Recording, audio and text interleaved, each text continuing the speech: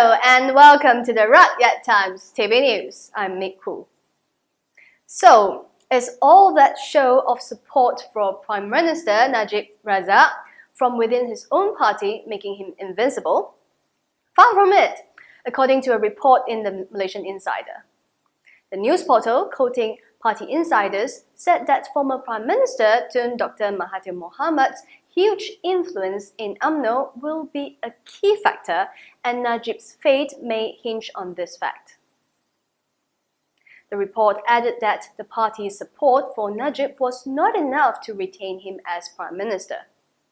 However, far more worrying, the party sources said, was that Umno and BN would likely face greater losses in the next general election.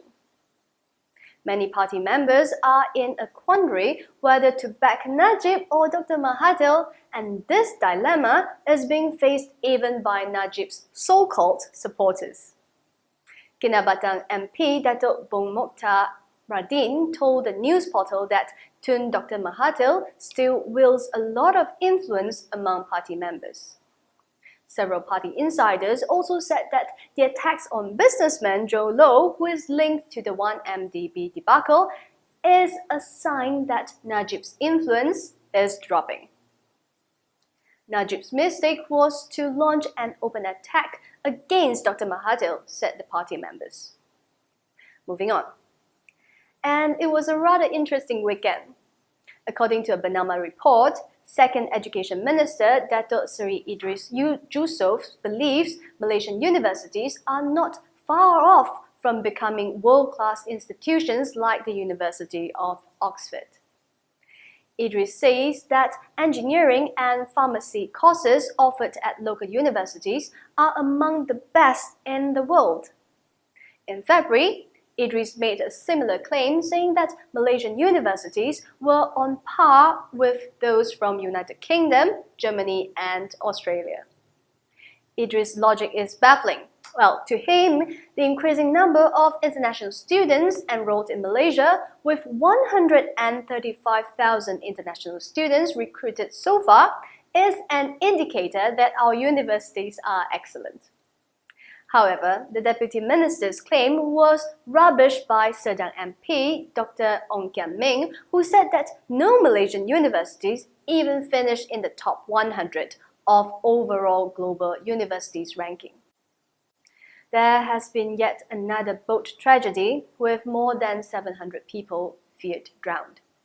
This happened after an overcrowded boat smuggling them to Europe capsized off Libya. The latest tragedy has prompted demands for the European Union to respond to the Mediterranean's deadliest migrant disaster to date.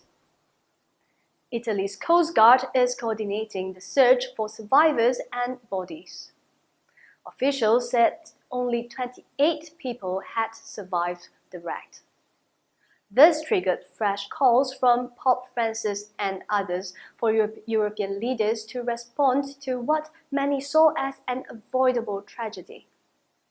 The UN Refugee Agency, UNHCR, said survivors' testimonies suggested there has been around 700 on board the 20-meter or 70-foot fishing boat when it keeled over in the darkness overnight.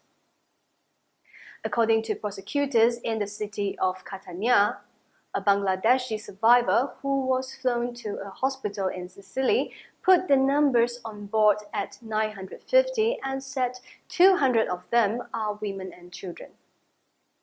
Amnesty's John Dahusen called yesterday's accident a man-made tragedy of appalling proportions.